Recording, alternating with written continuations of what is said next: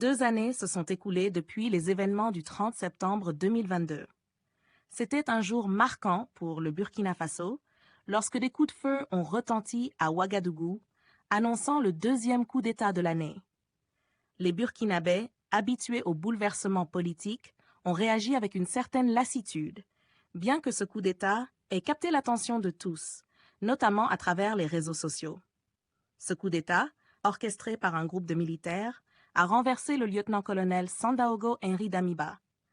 2 jours plus tard, le capitaine Ibrahim Traoré, soutenu par plusieurs capitaines, a pris les rênes du pays. Ils avaient installé Damiba et ils l'ont démis pour ses échecs à contenir le terrorisme. Ainsi, le mouvement patriotique pour la sauvegarde et la restauration a entamé sa deuxième phase sous la direction d'Ibrahim Traoré. Dès le début, le capitaine Ibrahim Traoré, vêtu de son uniforme militaire, a imprimé son style de gouvernance. Ses actions sont multiples et touchent des domaines variés.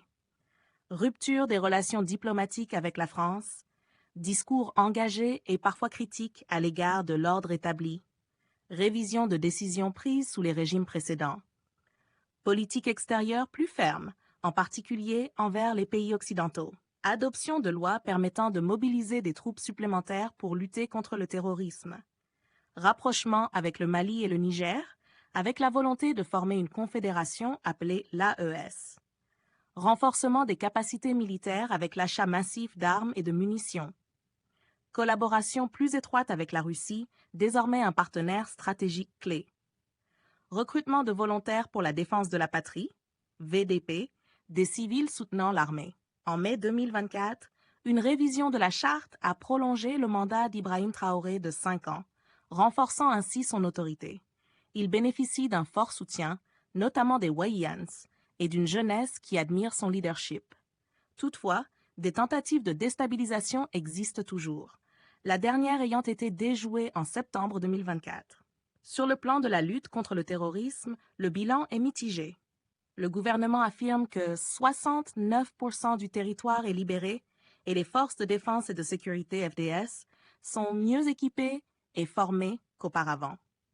Cependant, le peuple burkinabé attend encore des progrès tangibles, notamment la fin des violences terroristes, une relance économique et un retour à une paix durable.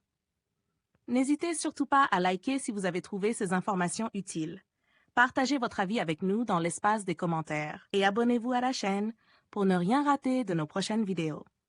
Merci.